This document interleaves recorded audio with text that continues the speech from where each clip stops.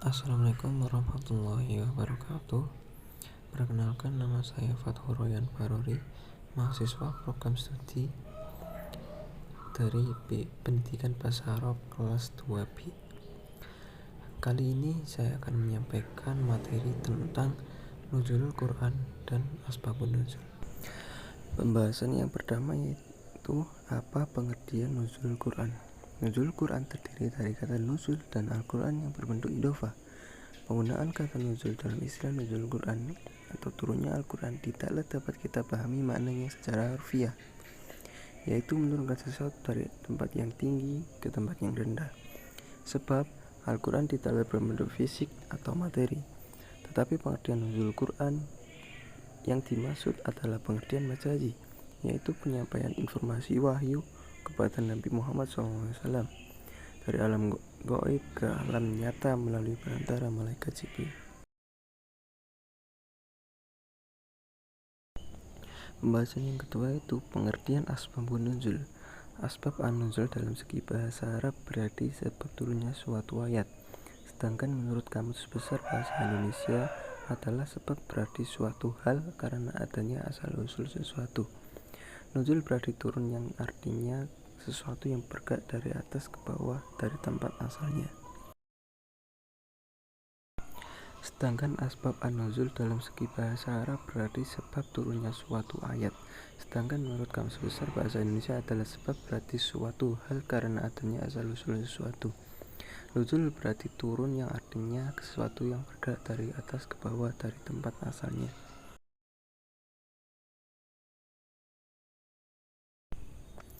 Maka makna asbab an-nuzul dari segi terminologis adalah sebab-sebab turunnya suatu ayat Al-Quran, baik menjelaskan status hukum asalnya dalam berupa pernyataan maupun peristiwa asbab an-nuzul yang ada.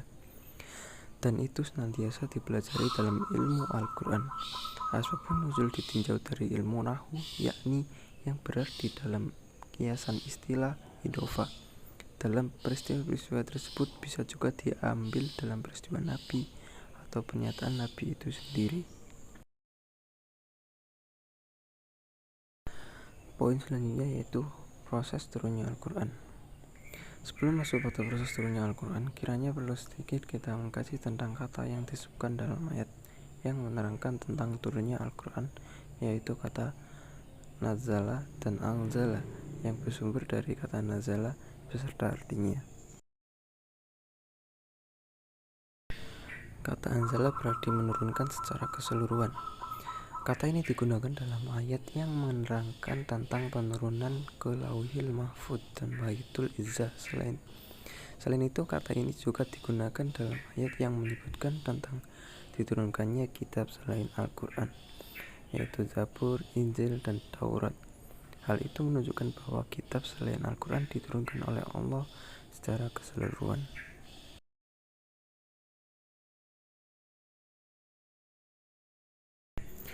Sedangkan kata nazala berarti menurunkan secara berangsur-angsur atau sedikit demi sedikit. Kali ini digunakan dalam ayat-ayat yang menerangkan tentang diturunkannya Al-Quran pada Nabi Muhammad SAW. Dalam Al-Quran, Allah membedakan redaksional kata dalam menurunkan kitab-kitabnya. Allah berfirman dalam Quran surat Al-Imran ayat 3 yang berbunyi, A'udzubillahiminasyaitonirrajim. Bismillahirrahmanirrahim. Nazala alaikal kitaba bil haqqi musaddiqan lima baina yadayhi wa anzalat taurata wal injil, yang artinya Dia menurunkan Alkitab kepadamu dengan sebenarnya dan membenarkan kitab yang diturunkan sebelumnya, dan Dia menurunkan kitab Taurat dan Injil. Dalam ayat di atas, dengan jelas Allah membedakan antara kata yang digunakan dalam menyebutkan turunnya Al-Quran dengan kata yang digunakan untuk menyebutkan turunnya Taurat dan Injil, yaitu kata nazala. Di sini kata nazala diartikan dengan Dia menurunkan Alkitab atau Al-Quran kepada Nabi Muhammad, yang artinya Al-Quran itu diturunkan secara berangsur-angsur kalau secara arti, dan kata anzala yang di sini diartikan dengan membenarkan kitab yang diturunkan sebelumnya, dan Dia menurunkan kitab Taurat dan Injil. Berarti kitab Taurat dan Injil secara bahasa bisa diartikan dengan menurunkan secara keseluruhan. Nah, menginjak pembahasan yang terakhir, yaitu apa sih tahap-tahap proses turunnya Al-Quran. Tahap yang pertama yaitu pada tahap ini Al-Quran oleh Allah SWT diturunkan ke Lauhil Mahfuz sebagaimana sesuai dengan bukti di firman Allah SWT yang berbunyi A'udzubillahi minasyaitonirrajim, Bismillahirrahmanirrahim. Bal huwa Qur'anun Majid fi Lauhil Mahfuz, yang artinya bahkan yang didustakan oleh mereka itu ialah Al-Quran yang mulia yang ada di Lauhil Mahfuz. Quran Surat Al-Buruj ayat 21-22. Dalam sebagian tafsir, Lauhil Mahfuz disamakan dengan Kitabin Maknun yang berarti kitab yang terjaga. Akan tetapi, secara umum Lauhil Mahfuz diartikan sebagai sebuah tempat yang di dalamnya tersimpan segala sesuatu yang berkaitan dengan qada dan qadar Allah. Semua perkara yang sudah terjadi ataupun yang akan terjadi di masa yang akan datang. Ketika Al-Quran di Lauhil Mahfuz ini tidak ada yang tahu persis bagaimana wujudnya. Hal itu dikarenakan Lauhil Mahfuz adalah alam yang tidak terjangkau oleh manusia. Selain itu juga tidak ada dalil tentang kepastiannya.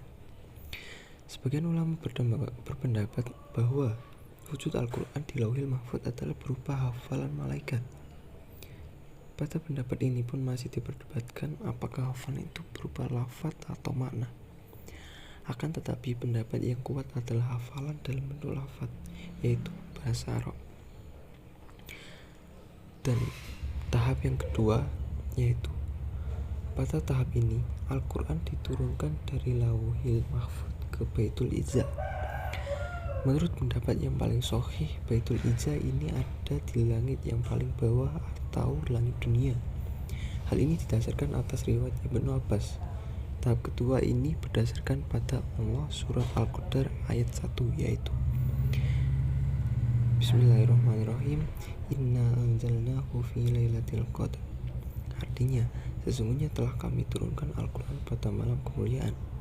Dan firman Allah Subhanahu wa taala, Bismillahirrahmanirrahim, Syahrul Ramadan alladzi anzala fihi al-Qur'anu hudan lin-nasi wa bayyinatin minal huda wal Qur'an. Yang artinya beberapa hari yang ditentukan itu ialah bulan Ramadan, bulan yang di dalamnya diturunkan Al-Quran sebagai petunjuk bagi manusia dan penjelasan mengenai petunjuk dan pembeda antara yang hak dan yang batil. Quran Surat Al-Baqarah ayat 185.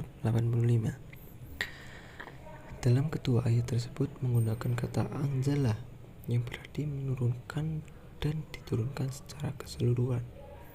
Selain itu, ayat-ayat di atas menerangkan bahwa pada malam kemuliaan atau Lailatul Qadar pada bulan Ramadan, Al-Quran diturunkan ke langit dunia atau Baitul Izzah. Inilah malam yang sering disebut dengan malam nuzul Quran. Sebenarnya ketika ayat di atas tidak bertentangan, karena malam yang diberkahi dalam malam Lailatul Qadar dalam bulan Ramadan.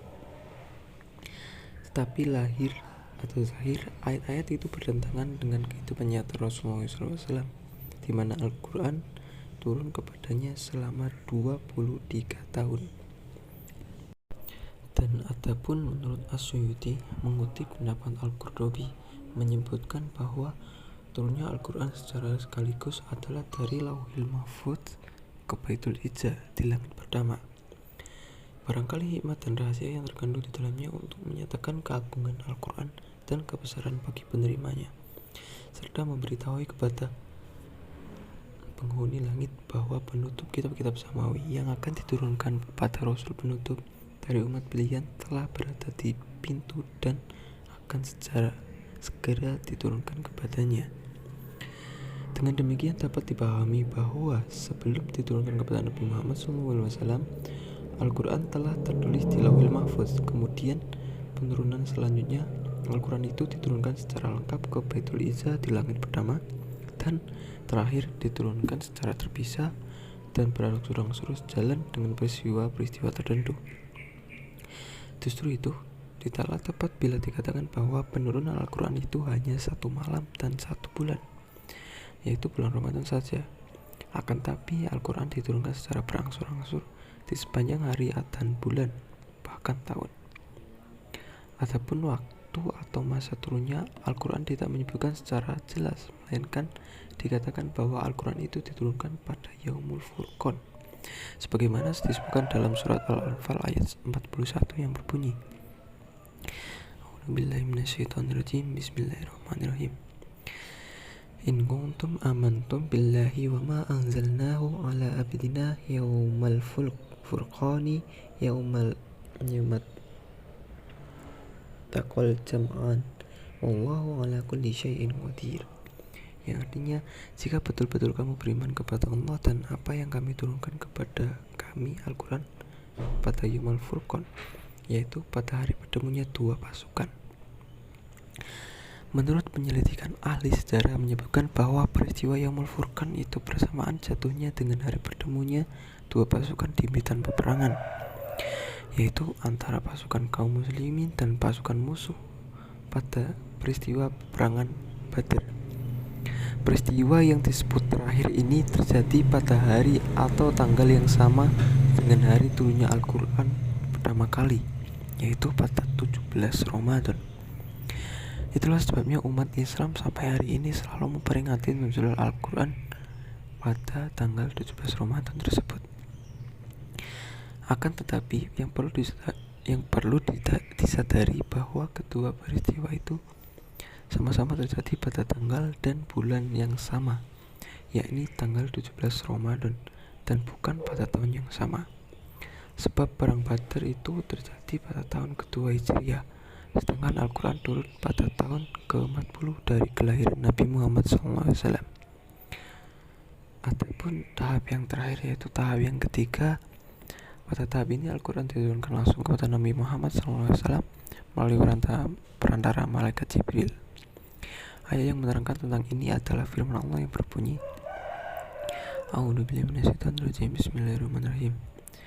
Wa Qur'anan qara'nahu litaqra'ahu 'alan nasi 'ala muksin wa nazzalnahu tanzilan. Yang artinya, dan Al-Quran itu telah kami turunkan dengan berangsur-angsur agar kamu membacanya perlahan kepada manusia, dan kami menurunkan bagian demi bagian. Quran Surat Al-Isra ayat 106. Dan tahukah kalian berapa lama proses turunnya Al-Quran?